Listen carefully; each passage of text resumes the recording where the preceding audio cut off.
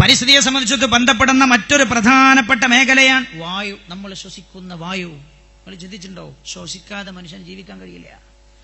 വായുവില്ലേ ജീവിക്കാനും കഴിയില്ല. ഈ ശുദ്ധമായ വായു നമുക്ക് എത്തിച്ചു തരുന്നത് ആരാ? ഉമ്മൻചാണ്ടി സർക്കാരല്ല, അല്ലെങ്കിൽ കഴിഞ്ഞ ഭരണകാലഘട്ടത്തിൽ VS സർക്കാരല്ല. വല്ല സർക്കാരുകളും ചുമതലയായിരുന്നു ഇതിനെങ്കിൽ അവർ തങ്ങളുടെ ഖജനാവിലേക്ക് ഇതിന് പണം ഏർപ്പെടുത്തുമായിരുന്നു. വെള്ളത്തിന് പോലും പണം ഏർപ്പെടുത്തുമായിരുന്നു. അള്ളാഹുവാണ് ഇതെത്തിച്ചു തരുന്നത്. എവിടെന്നാ ശുദ്ധമായി അള്ളാഹു എത്തിച്ചേരുന്നത്? കേൾക്കൂ നിങ്ങൾ. പുണ്യ നബി പഠിപ്പിച്ചില്ലേ സല്ലല്ലാഹു അലൈഹി വസല്ലം? കാറ്റുകളാണത് ചെയ്യുന്നത്. നമ്മളുടെ മുമ്പിലുള്ള അശുദ്ധമായ വായുവിനെ കൊണ്ടുപോയി ശുദ്ധമായ വായു നമുക്ക് എത്തിച്ചേരുന്നതാരാ? കാറ്റുകളാണ്. കാറ്റുകളെ ഗതിവിഗതികൾ തിരിച്ചുവിടുന്നതാരാ? പ്രപഞ്ചനാഥനായ അള്ളാഹു. നമുക്ക് ശുദ്ധമായ വായു അള്ളാഹു എത്തിച്ചു തരികയാണ്. എന്നിട്ട് മനുഷ്യൻ എന്ത് ചെയ്തു അറിയോ? മനുഷ്യൻ അവന്റെ ഭൗതികമായ ജീവിതത്തിന്റെ പുരോഗതി ലക്ഷ്യം വെച്ച് നടത്തിയ കണ്ടെത്തലുകളും അതേപോലെ അവന്റെ ഭൗതിക ജീവിതത്തിന് ആവശ്യമായ സുഖാഡംബരങ്ങൾക്ക് ആവശ്യമായവൻ നിർമ്മിക്കുന്ന വസ്തുക്കളുടെ നിർമ്മാണത്തിന് വേണ്ടി അവൻ നിർമ്മിച്ച ഫാക്ടറികൾ മുഖേന പുറത്തുവിടുന്ന വിഷലിപ്തമായ വായു അന്തരീക്ഷത്തിലേക്ക് അവനെ കടത്തിവിട്ടപ്പോഴോ നിങ്ങൾ ചിന്തിക്ക്, ഹിരോഷിമയിൽ ബോംബിട്ടില്ലേ? തങ്ങളുടെ സഹോദരങ്ങളെ കൊല്ലാൻ വേണ്ടി അവരുടെ തലമണ്ടയിലേക്ക് ബോംബിടുമ്പോൾ അതിൽ നിന്ന് ആളിപ്പടരുന്ന തീനാളങ്ങളും വിഷലിപ്തമായ മറ്റു ഘടകങ്ങളും ലയിച്ചു ചേരുന്നത് എവിടെയാ? അന്തരീക്ഷത്തിലാണ്, വായുവിലാണ്. ആ വായു നമ്മൾ ശ്വസിച്ചാലോ മാരകമായ ക്യാൻസർ രോഗങ്ങളും ശ്വാസകോശ രോഗങ്ങളും ഉണ്ടാകും. ഇത് സമ്മാനിച്ചതാരാ? റബ്ബല്ല. വലാകിൻ കാനൂ അൻഫുസഹും യദ്ലിമൂൻ.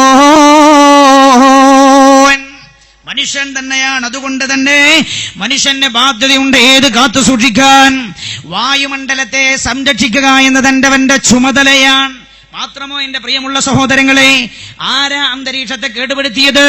നമ്മൾ ഇതിന്റെ മുമ്പ് വായിച്ചില്ലേ? നമ്മൾ വായിച്ചത് ആസിഡ് മഴ, അതേപോലെ സൾഫ്യൂറിക് ആസിഡുള്ള മഴ പെയ്ത് ആളുകളുടെ ശരീരം മഴ കൊണ്ടിട്ട് പൊള്ളുകയാണ്. മഹാനായ നബിയുനാ റസൂലുള്ളാഹി, ചിന്തിക്കണം നിങ്ങൾ, മനുഷ്യനും പരിസ്ഥിതിയിൽ വരുത്തിയ അപകടങ്ങൾ എന്താ? പുണ്യ നബി പഠിപ്പിച്ചതെന്താ? മഴ പെയ്യുമ്പോൾ നിങ്ങൾ മഴ കൊള്ളണമെന്നാ. മഴ പെയ്യുമ്പോൾ നിങ്ങൾ മഴയത്തിറങ്ങി നിൽക്കണം. പുണ്യ നബിയുടെ സ്വഭാവം അതായിരുന്നു. മഴ പെയ്യുമ്പോൾ റസൂലുള്ള മഴയത്തേക്ക് ഇറങ്ങി നിൽക്കുമെന്ന് മാത്രമല്ല, റബ്ബിനോട് ദുആ ചെയ്തുകൊണ്ടിരിക്കും. അല്ലാഹുവേ, ഉപകാരപ്രദമായ മഴ നൽകണേ എന്ന് റസൂലുള്ള ദുആ ചെയ്തുകൊണ്ടിരിക്കും. മഴ റസൂലുള്ള കൊള്ളും. എന്നിട്ട് റസൂലുള്ള പറഞ്ഞു, മഴങ്ങളും കൊള്ളണം. ഒരു കൊല്ലത്തിൽ ആദ്യം പെയ്യുന്ന മഴ കൊള്ളണം. എന്നുള്ള അവസ്ഥയോ ആദ്യം പെയ്യുന്ന മഴ കൊള്ളാൻ നിർവാഹമില്ലാത്ത അവസ്ഥയില്ല. എന്തേ? പത്രത്തിൽ നമ്മൾ കണ്ടല്ലോ, അബ്ദുറഹ്മാന് പൊള്ളുന്നു എന്ന് പറഞ്ഞൊരു വാർത്ത നിങ്ങൾ കണ്ടില്ലേ? പത്രത്തിൽ ഇതിന് മുമ്പ് 4-5 വർഷങ്ങൾക്ക് മുമ്പ് അബ്ദുറഹ്മാന് പൊള്ളുന്നു. എപ്പോഴാ? മഴ കൊണ്ടപ്പോഴാണ് പൊള്ളിയത്. എന്തേ? പഠനവിധേയമാക്കിയപ്പോഴല്ലേ മനസ്സിലായത് അത് ആസിഡ് മഴയാണ്. എങ്ങനെയാണ് അന്തരീക്ഷത്തിൽ ആസിഡ് എത്തിയത്? ഖുർആൻ പറഞ്ഞത് ഫതുതീറു സഹാബൻ ഫസുഖനാഹു ഇലാ ബലദിൻ മയ്യിത്. കാറ്റുകളാണ് മേഘങ്ങളെ പറത്തിക്കൊണ്ടുപോകുന്നത്. ആ മേഘങ്ങളെ മഴ ആവശ്യമുള്ള സ്ഥലത്തേക്ക് കൊണ്ടുവന്ന് മഴ പെയ്യിപ്പിക്കുന്നതാരാ? അല്ലാഹുവാൻ. അപ്പൊ ഈ മേഘങ്ങളെ പറത്തിക്കൊണ്ടുപോകുന്നത് കാറ്റുകളാണ്. ആ അന്തരീക്ഷത്തെ, വായുമണ്ഡലത്തെ നമ്മൾ വിഷലിപ്തമാക്കിയപ്പോൾ മേഘങ്ങളെ പറത്തുന്ന കാറ്റുകൾ വിഷലിപ്തമായി. ഈ കാറ്റുകൾ മേഘവുമായി ചേർന്ന് പെയ്യുന്ന മഴ മനുഷ്യ ശരീരത്തിന് ഗുണമല്ല, അപകടപ്പെടുത്തുന്ന മഴയായി. ശ്രദ്ധിക്കണം നിങ്ങൾ, വായുമണ്ഡലത്തെ മലിനീകരിച്ചാൽ റസൂൽ പറഞ്ഞെന്താ? പുക വലിച്ചൂതുക പോലും ചെയ്യരുതെന്ന് പഠിപ്പിച്ച പുണ്യനബി. ഇനി ഞാൻ അതിന്റെ അപ്പുറത്ത് നിങ്ങളോട് പറയണോ? പിന്നെ കമ്പനിയുടെ മുകളിൽ കൊയല് വെച്ചിട്ട് ഈ വിഷപ്പുക അന്തരീക്ഷത്തിലേക്ക് വിടുന്നതിന് വല്ല മസാലയുണ്ടോ എന്ന് ചോദിക്കേണ്ട കാര്യമുണ്ടോ? ജനങ്ങൾക്ക് എന്തൊക്കെ ബുദ്ധിമുട്ടുണ്ടാകുന്നോ അതെല്ലാം അല്ലാഹുവിന്റെ മലക്കുകളെ ബുദ്ധിമുട്ടിക്കുമെന്ന് നബിയുനാ മുഹമ്മദ് മുസ്തഫ സല്ലല്ലാഹു അലൈഹി വസല്ലം. ജനങ്ങൾക്ക് എന്തൊക്കെ ബുദ്ധിമുട്ടുണ്ടാവോ അതുകൊണ്ടൊക്കെ മലക്കുകൾ ബുദ്ധിമുട്ടുന്നു. ഹറമിൽ 2 ഹറമിൽ എഴുതി വെച്ചിട്ടുണ്ട്. നിങ്ങൾ 2 ഹറമിലും എഴുതി വെച്ചിട്ടുണ്ട്, മഅൻ ലിബലദിൻ ഖാലിയൻ മിനത് തദ്ഖീൻ. പുകയില്ലാത്ത, പുകയിപ്പിക്കാത്ത ഒരു വിശുദ്ധമായ ഹറമിനായി കൂട്ടമായി യജ്ഞിക്കാം. ഒരു ചെറിയ ഇടപെടൽ പോലും അന്തരീക്ഷത്തെ എങ്ങനെ അപകടപ്പെടുത്തുന്നു. നിങ്ങൾ ആലോചിച്ച് നോക്കുകയാണ്. ഇപ്പൊ നിങ്ങൾ കണ്ടില്ലേ, പരിസ്ഥിതി ലോല പ്രദേശങ്ങൾ സംസ്ഥാനങ്ങൾ നിശ്ചയിക്കട്ടെ. ഞാൻ പറയട്ടെ, ഓരോ സംസ്ഥാനവും അവരവരുടെ കാര്യലാഭത്തിനായി റിപ്പോർട്ടുകൾ വെട്ടിത്തിരുത്തിയാലും മാറ്റത്തിരുത്തിയാലും എന്തു ചെയ്താലും, ഞാൻ പറയട്ടെ, ഒരു ചെറിയ ഇടപെടൽ പോലും ഒരു ചെറിയ ഗർഭിണിയായ മാതാവിന്റെ ഗർഭത്തിലിരിക്കുന്ന കുഞ്ഞിനെ, മുലയൂട്ടുന്ന മാതാവിന്റെ കുഞ്ഞിനെ, ആ മാതാവിന്റെ ശരീരത്തിലെ ഒരു ചെറിയ മാറ്റം പോലും എങ്ങനെ ബാധിക്കുമോ? നിങ്ങൾ കണ്ടില്ലേ, മുല കുടിക്ക പുണ്യനബി എന്നാണ് പറഞ്ഞു, ഉമ്മുക്കും നിങ്ങളുടെ ഉമ്മയാണ്.